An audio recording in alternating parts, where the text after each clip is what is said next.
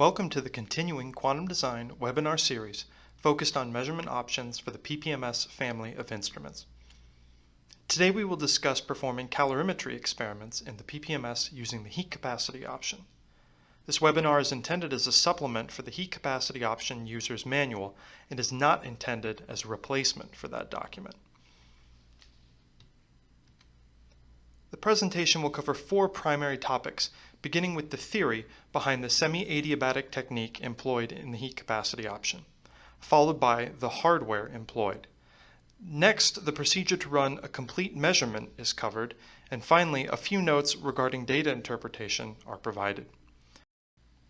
If there are any questions regarding the content of this discussion, please pass them along to apps@qdusa.com, and someone will reach out as soon as possible to assist you.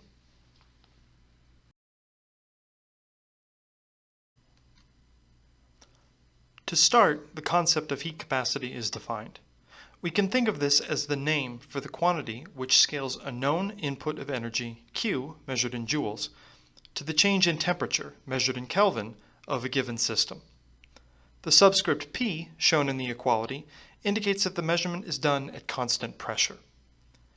In the base units of SI, this quantity is expressed in units of joules per Kelvin. Heat capacity is an extensive thermodynamic quantity through which a large number of different phase transitions may be resolved.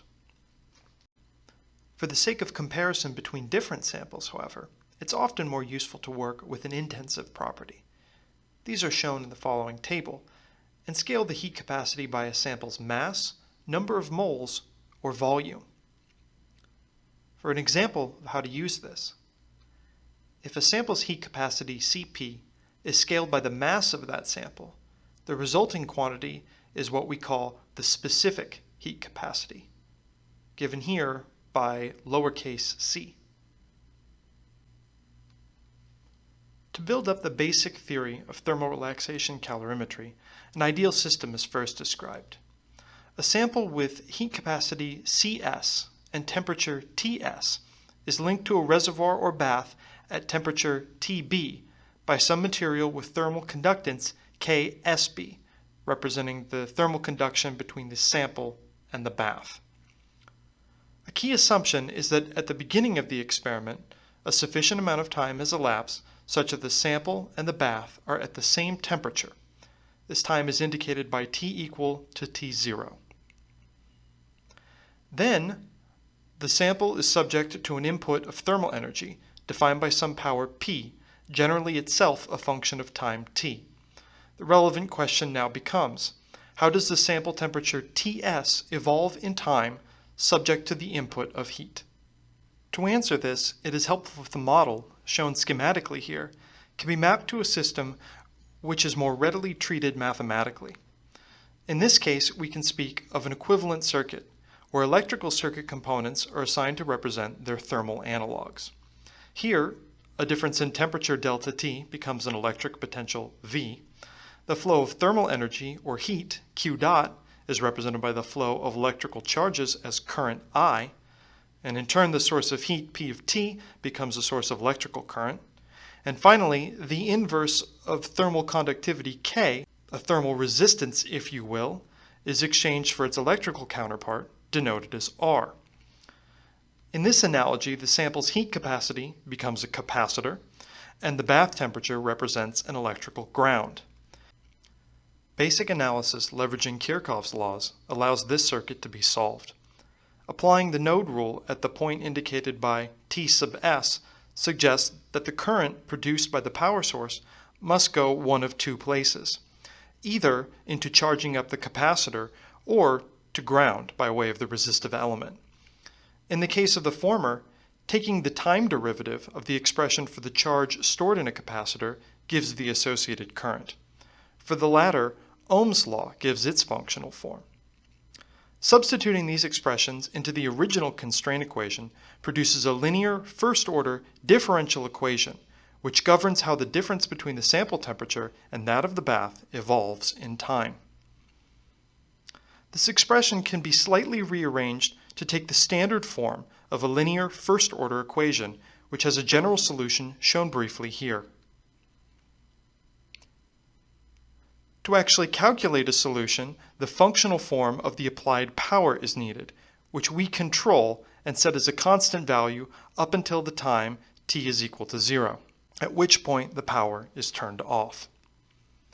To assign values to the undetermined constants that arise from the integration, the following boundary conditions are enforced. First, the assumption that the bath and sample were in thermal equilibrium before the power is turned on. And second, that the temperature variable remains continuous when the heat is turned off. The ultimate solution takes the following forms, depending on whether the power is on or off. Generally speaking, it is apparent that the solution is comprised of a rising and falling exponential with some scaling constants to satisfy boundary conditions. A set of typical data for a single pulse drives this point home. When the power is on, we get a rising exponential curve. When it is switched off, the behavior changes to that of exponential decay. If the power was left on indefinitely, delta T would eventually plateau and stay constant in time. At this saturation point, the sample has reached its capacity to store additional thermal energy, and all subsequent power from the heater is simply bled off by the thermal link back to the bath. From the form of the solution, we can clearly see the saturation value of delta T is set by the ratio of the applied power P0 to the thermal link KSB. And the limit as T becomes large, the term in the square brackets approaches unity for the portion of the curve collected while the heater is on. Experimentally, we cannot tune KSB since exchanging the delicate wires is difficult and can impact the thermometry calibration. Instead, adjusting the power dissipated by the heater allows the saturation delta T to be dialed in precisely for a known KSB. If we define further something called the time constant by tau as shown, the solution can be rewritten. From this form it can be seen that tau governs the rate at which the sample will approach the saturation value delta T. At a fixed power, samples with large heat capacities will saturate delta T more slowly than those with small cs. This is the fundamental concept underlying the measurement. For a set of known parameters, for example P0 and T0, the heat capacity can be determined by measuring delta T as a function of time. While this model is easy enough to understand, there are some large caveats that come as a result of the assumptions made in the process of building it. These details are treated in the advanced theory section. First, it would be prohibitively difficult to attach and calibrate a power source, thermometer, and thermal link directly to every sample we'd like to measure. Instead, these items are attached to a small platform, collectively referred to as the addenda, a Latin plural which means roughly things added, joined, or attached.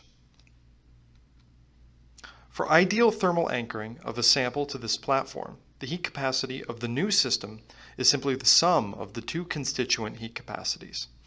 But this is not always possible to achieve. Instead, the problem is treated generally for a finite thermal conductance between the sample and the addenda platform. The prior schematic model is shown at left. In the new schematic, shown at right, the wires now connect the bath to the addenda platform, and the sample is linked to that platform by some vacuum grease. The heater is fixed directly to the platform, so the sample is now indirectly heated. Next, we'll briefly examine the analogous electrical circuit as we did in the ideal case. Just from first inspection, it can be seen that in the limit that Kps approaches very large values, meaning good thermal contact, that the two capacitances are in parallel, so they simply add, and this new circuit reduces to the ideal model discussed prior. For the case of finite grease conductance, a similar analysis of the resulting differential equations yields a new solution, giving the time dependence of the measured delta T in relation to heat capacities of the sample and the addenda. While the details of this derivation are beyond the scope of this discussion, a full treatment is available in the highlighted reference, we will discuss the results. For the example of the decay curve, Delta t is now comprised of two exponentials with different time constants, tau1 and tau2. Tau1 relates the timescale upon which the platform relaxes to the bath, while tau2 characterizes the simultaneous and typically much faster relaxation of the sample to the platform. Occasionally, the so-called tau2 effect can be observed directly in the raw pulse data, where it manifests as a small, fast drop when the heater is switched off before becoming dominated by the larger tau1 component of the signal. In this model, the sample heat capacity has a much more complicated form, which even includes a term that is nonlinear in the addenda heat capacity. Once again, in the limit that the sample platform relaxation is fast, meaning here small tau2 values compared to tau1, these expressions reduce to the earlier solution. With the theoretical models now described, we'll move on to show the hardware which is used to conduct these measurements. First is an overview of the calorimeter puck at the heart of the heat capacity option. When not in use, the heat capacity puck is stored inside the included plastic container. We'll open it here to examine the puck in more detail. Along the bottom edge of the fiberglass socket is a serial number used to keep track of the heater and thermometer calibration files. This should match the number shown on the box. The top portion of the puck is used to shield the calorimeter from radiative heat loads to ensure temperature stability at the lowest temperatures of the PPMS. Since it is pressure fit to the body of the puck, it has two holes to aid in allowing the helium exchange gas to be pumped away to achieve high vacuum. The shield can be removed, and inside we can see the calorimeter platform suspended by the 8 wires, which also serve as the electrical interface.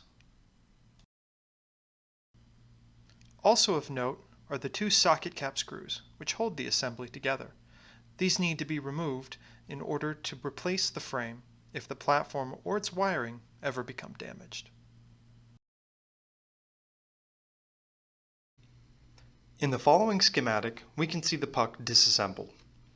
At the base, the puck interface and chuck allow for connecting with the electrical socket at the bottom of the PPMS sample chamber and carry that electrical connection up to the frame, which houses the actual calorimeter platform and wires. Finally, the cap serves as a radiation shield and also additional protection for the platform.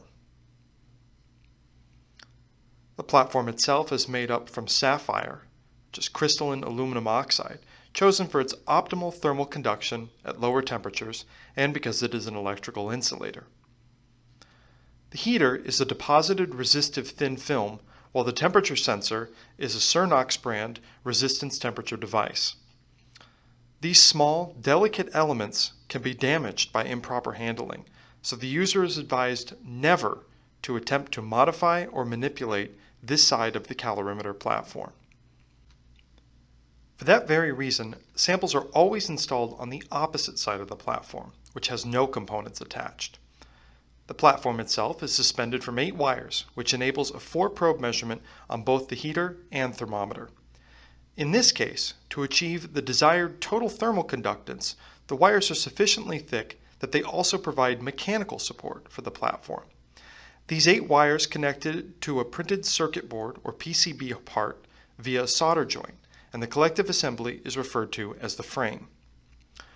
When adding grease, installing a sample, or removing either from the small, delicate platform, it must always be supported from beneath by the sample mounting station, as shown at left here.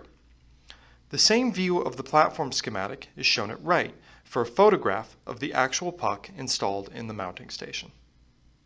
Proper use of the sample mounting station is demonstrated next. Due to the fragile nature of the components comprising the calorimeter platform and the frame assembly, special care must always be taken when handling the hardware. To make this easier for the user, the heat capacity option ships with the sample mounting station included. To use the station, make sure the arm is extended to the release position, and the puck's radiation cap must first be removed. The puck can then be installed into the station base. Take care to position the key in the right spot. Never force the puck to avoid potential damage. When the puck is properly installed, rotate the arm back to the hold position. In addition to securing the puck firmly in place and preventing its removal, the arm serves a second function. When in the hold position with the puck installed, it also opens a small valve to the barb located on the back of the mounting station. This connects to a small pump located off camera, which pulls a weak vacuum on the hole in the center of the post supporting the calorimeter platform, shown in further detail here. The ultimate effect is that the mounting station grabs the sapphire platform, making up for any small amount of slack in the wires and holding it securely to the central post when the arm is in the hold position.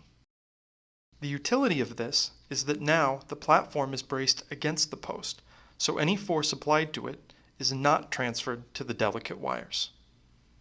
When the user is done removing or adding material to the platform, opening the arm back to release closes this valve, so the platform is no longer captured, and the puck platform assembly can be removed freely. The remaining key hardware components consist of the electronics which drive the heat capacity option to accomplish two general tasks.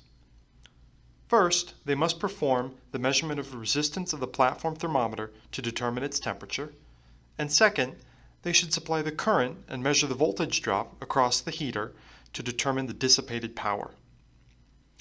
Most systems shipped in roughly the last 10 years use a CAN module which integrates these functions. As a friendly reminder, when installing or removing a CAN module, always power down the CAN bay to ensure the safety of the electronics. If there are questions on this topic, please consult the relevant product manual or contact Quantum Design. In older PPMS setups, an expansion card was installed in the Model 6000 to accomplish these same tasks. Next up, we will discuss the procedure of conducting a basic heat capacity measurement. Recall that in either of the prior two models discussed, the sample heat capacity cannot be determined without first knowing the addenda heat capacity. Thus, each complete experiment really requires two separate measurements.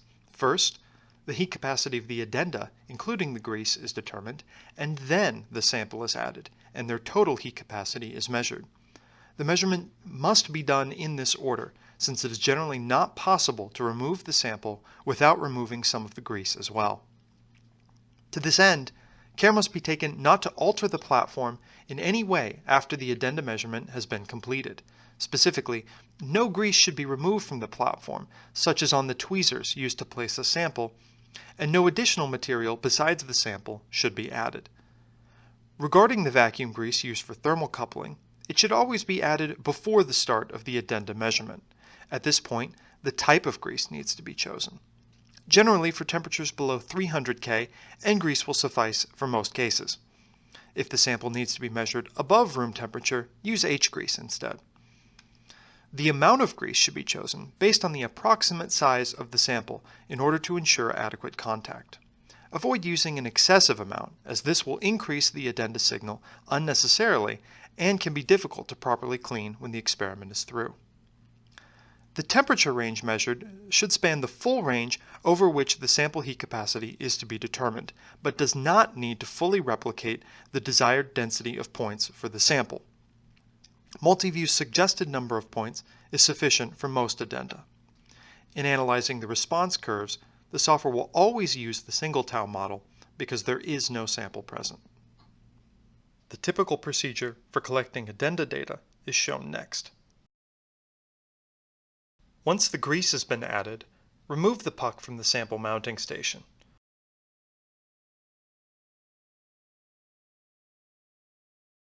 Install the radiation shield. Note the puck serial number and set it aside for the moment. Two additional pieces of hardware need to be configured before the puck is installed. First, ensure that the heat capacity module is installed in one of the CAN bays. If the module is not installed, please refer to the appropriate user manual or online demonstration videos to ensure this is done properly. Next, connect the 15-pin D-sub connector of the option cable to the module and the 14-pin LEMO end to the PPMS doer.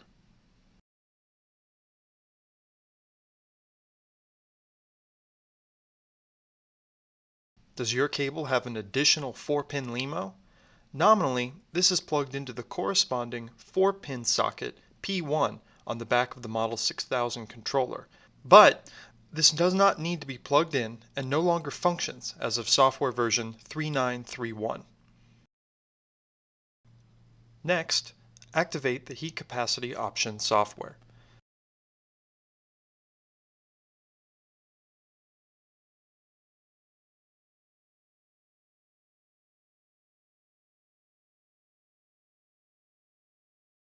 Choose the appropriate wizard for preparing an addenda measurement. The wizard will prompt the user to open the sample chamber to install the puck.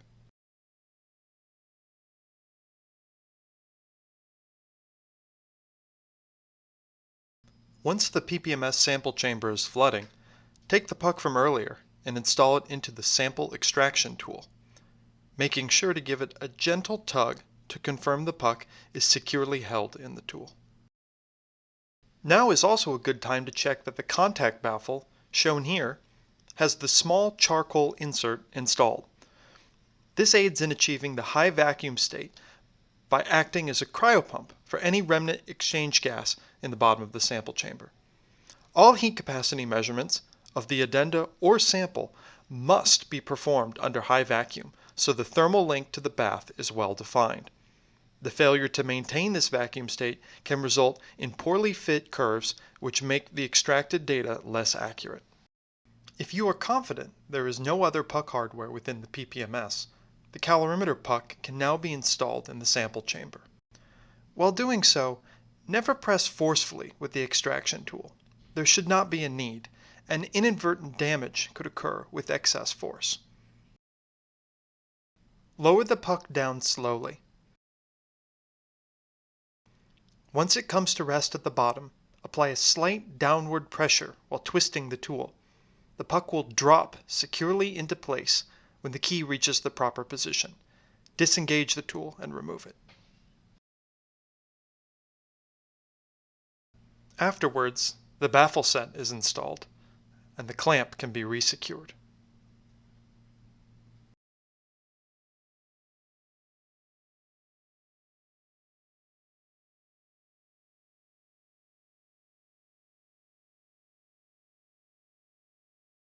Continue next with the wizard. After purging the sample space, the software will prompt the user for the puck serial number. It is crucial that this is correct since it tells the option software which calibration file to load, and these can vary significantly from puck to puck. The system will then perform a quick test of the resistance of the platform thermometer and heater to ensure as a final check that the electronics are properly hooked up and the correct configuration has been selected. If this test takes a long time or reports a failure, check that the LEMO cable is connected to the heat capacity electronics and the proper puck calibration is active.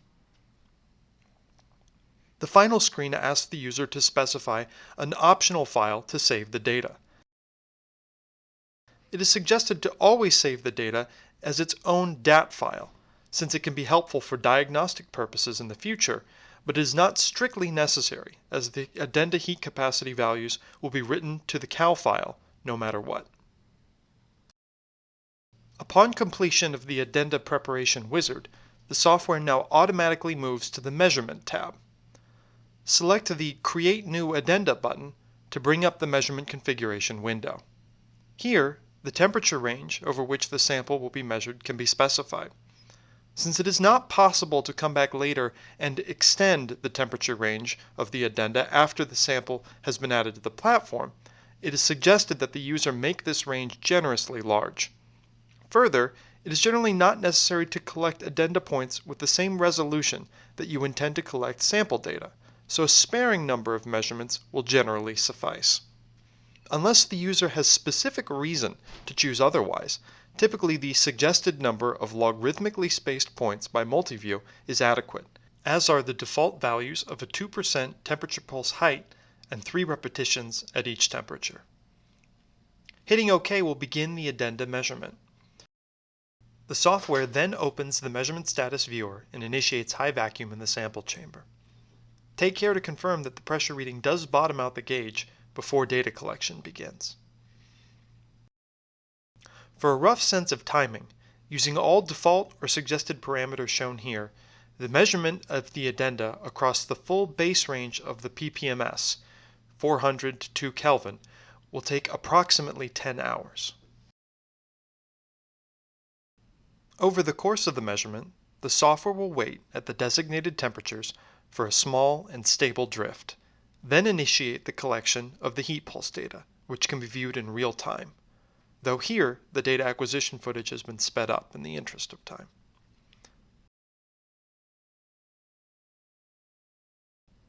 The resulting fits of this data can also be viewed in the status window. Once this measurement is complete, it's always a good idea to review the data. There should be no sharp features, and generally the addenda signal is monotonically decreasing with temperature. Furthermore, with the exception of small variances based on the precise amount of grease used, the result should always look approximately the same in magnitude when compared with prior addenda data. If the data was collected over a larger temperature range, it's sometimes useful to view on a log-log style plot as well. If the addenda data seem reasonable, the system has now been properly prepared for a sample measurement. With the system at room temperature, vent the sample chamber and remove the puck. In preparing a sample for a heat capacity measurement, there are a few geometric constraints to consider. First, the total aerial dimensions should not exceed the bounds of the platform, which is about 3 millimeters by 3 millimeters. As shown, rather than the nearly ideal platform in grease, it requires the sample itself to mediate the heat transfer, which the model described earlier cannot properly account for. For the same reason, flat, thin samples are most ideal. Maximizing the contact area while minimizing the height will mitigate data artifacts in the temperature pulse curves which derive from the finite sample conductivity. In the case of powder samples, special care needs to be taken. See the indicated reference for a detailed example and contact Quantum Design with any questions. Once the sample to be measured has been prepared, though, mounting it is relatively straightforward. Always perform the sample mounting procedure with the puck securely in the mounting station fixture. As suggested earlier, it's helpful if the amount of grease on the platform approximates the sample size. Excess grease unnecessarily increases the addenda signal size and can actually impede heat flow between the sample and the platform, while too little grease also makes achieving adequate thermal anchoring difficult. It is best if the grease forms a small bead on the platform. The user begins then by placing the sample on top of the bead as near to the center of the platform as possible. Next, press gently down on the sample. The grease is not especially viscous at room temperature, so very little force is needed, and this should only be done in the mounting station fixture to ensure that the wires are not strained. If done properly, some of the grease will actually flow out to the sides, providing a visual indication that the sample is making good contact with the platform via a thin layer of grease. It is important to proceed carefully during this process, since the user will only get one chance. If any of the grease is removed, for example on the tweezers used to handle the sample, the platform and the sample must be cleaned and the addenda measurement must be repeated with fresh grease, since the prior one is no longer valid. An example is shown here. The sample is brought in and carefully placed on top of the bead near the center of the platform. Then, pressing down with the tweezers, the grease flows out to the edge, showing a clear indication of good contact. With the sample now mounted to the puck, initiate the Prepare Sample Measurement wizard from the Installation Wizards tab. Install the puck just as before for the addenda measurement, making sure to include the contact baffle and charcoal. The software will remember the last active puck, so if this sample is installed immediately after the addenda run, this number should already be correct. On the addenda table confirmation screen, it is a good habit to glance at the time of measurement field to confirm this value makes sense. In rare instances, it may be necessary to use a different addenda table than the most recent, and any prior table can be selected with the Change button. Again, the software will test the platform heater and thermometer. Finally, the user is prompted to specify where the sample measurement data should be stored. It is suggested to keep the sample measurement and addenda DAT files in the same location for the sake of convenience if troubleshooting is required later. The user is also strongly encouraged to enter the sample mass here so that it is recorded to the DAT file for future reference. The choice of reported units is largely a matter of personal taste, but for troubleshooting purposes, the default units of microjoules per Kelvin are preferred. As before, completing the preparation wizard automatically moves us to the Measurements tab. Now we choose the option to measure sample heat capacity versus temperature. A dialog will open, similar to that of the addenda measurement, allowing the user to specify the temperature range and number of points, as well as the spacing of the points. It is suggested to perform heat capacity measurements on cooling, as time constants are generally larger at higher temperatures, making it easier for the software algorithm to converge on the correct measurement settings. Taking relatively small steps in temperature, maybe a few Kelvin, ensure that the software is never far from the correct solution. Starting a measurement at base temperature, where time constants are already small, for a sample with signal comparable or less than that of the addenda, can make it difficult for the software algorithm to identify the correct parameters. Again, the default settings for temperature rise and repetitions are sufficient for many users.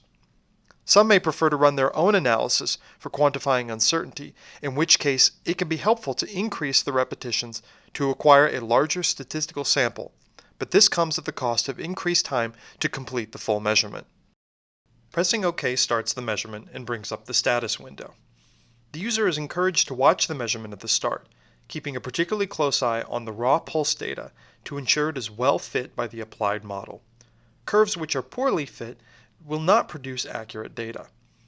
The problem will also likely not improve or resolve at other temperatures, so it's good to catch this early.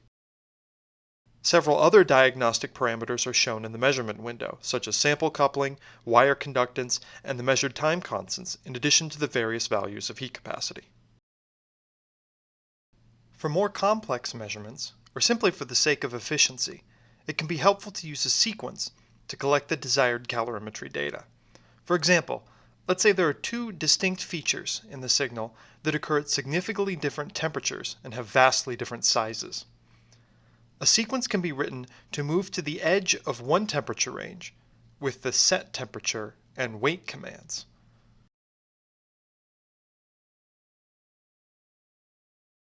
Next, it can collect the data in its own file as specified using the new data file command, where the file location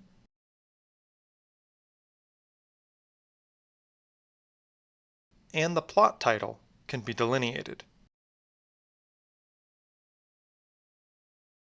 The sample heat capacity command is next used to specify the bounds of the temperature range to be measured, as well as the density and spacing technique of the points within.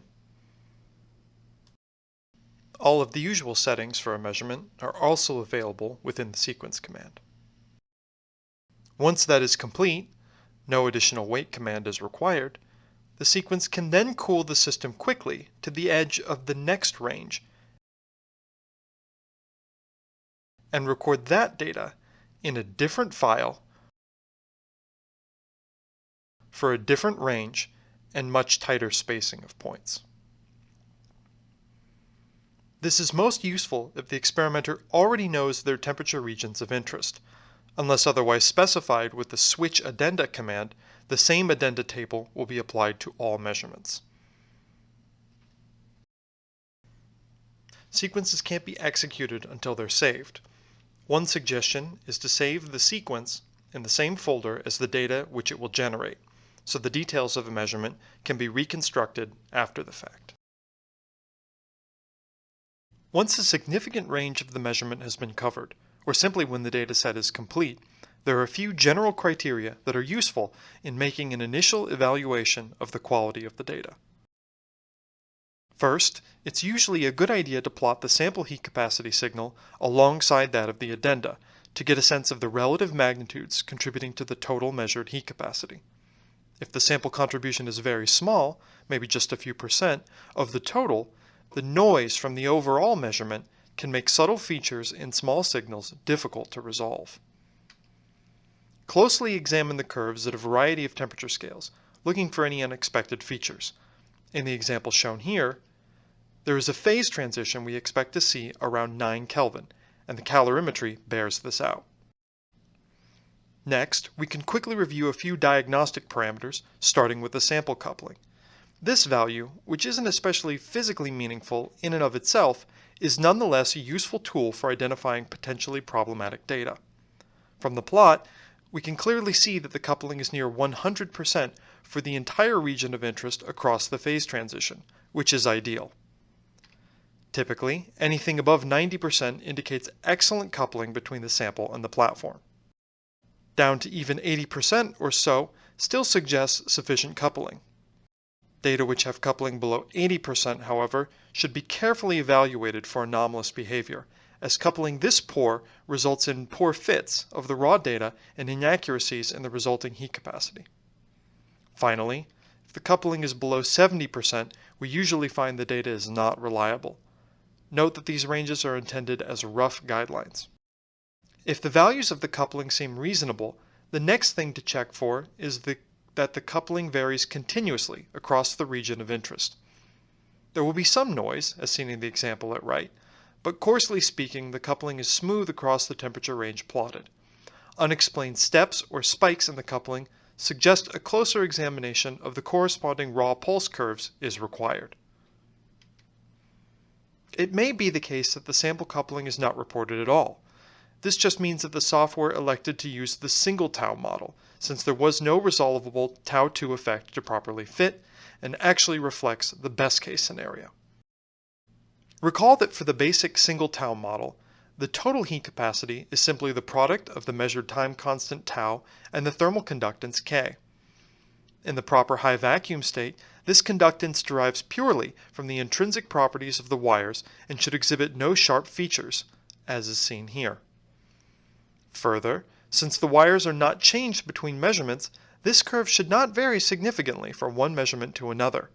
Comparing the wire conductance values between a sample and addenda measurement, as well as with a previous measurement, should show the same response every time. Finally, since we expect that the addenda contribution should be monotonically decreasing with falling temperature, and the thermal conductance is approximately linear, any features in the sample heat capacity should be well correlated to the data in the time constant channel only. If data exhibit behavior contrary to this, the user is encouraged to open up the .raw files to explore more deeply the cause of any unexpected behavior. Displayed here is what we expect most raw data to look like. The behavior observed in the delta t versus time data, indicated by the open circles, is very well described by the model, in this case the single tau fit shown by the thin blue line. This is the best case, where the sample platform coupling is so large that the single tau model is sufficient to describe the data. If a similarly high degree of agreement is seen between the 2 tau model and the observed data, accounting for less than ideal coupling, this is also a perfectly acceptable result. What about when there is significant disagreement between the raw pulse data and the available models? In this case, the heat capacity data is simply not to be believed. This point cannot be stressed enough. Never trust heat capacity values derived from raw curves which are not well described by the model fits. The reason relates back to the earlier theory discussion. This technique does not measure heat capacity directly. Instead, we can only measure the temperature as a function of time. The extent to which those curves relate to the calorimetry hinges upon the validity of a series of assumptions made in modeling the thermal circuit. If those assumptions are incorrect, then the model built upon them will never correctly describe the data, and so any conclusions that might be drawn from it are largely baseless. A crucial example where the model fails that might be commonly encountered is in the case of sharp first-order transitions. Previously, we assumed that the heat capacity across the range of a heat pulse remained constant. Usually, we can get away with this if the heat capacity is changing gradually, but for sharp transitions this is blatantly not the case. Discontinuities will appear in the slope, where the input thermal energy is absorbed as latent heat to drive the mechanism of the transition. An example is shown at right. Clearly, neither model previously employed will ever properly describe this curve, but Multiview does include other analysis techniques to extract meaningful calorimetry data from such curves.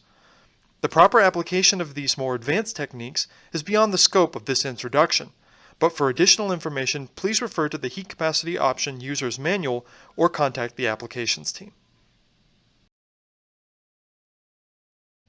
The only regular maintenance the heat capacity option itself requires is cleaning the puck. Once a measurement is complete, the sample needs to be removed and the platform cleaned so it's ready for the next measurement. The puck should always be cleaned in the sample mounting station and only after the pump is turned on and the armature secured. This ensures the platform is held tightly in place so that the wires are not strained. Instead of pulling up directly to remove a sample, it's better to slide it towards the edge, parallel to the surface. This gently breaks the contact between the sample and the platform, and the sample can then be safely lifted away. Next, soak a fine-tip cotton swab in toluene and gently wipe away the remaining grease. Avoid dousing or soaking the platform in solvent. The grease-solvent mixture can run over the sides of the platform or up the wires, depositing grease in areas where it is difficult to remove once the solvent dries. When properly cleaned, the bare sapphire surface will not be shiny, but instead matte with a dull luster.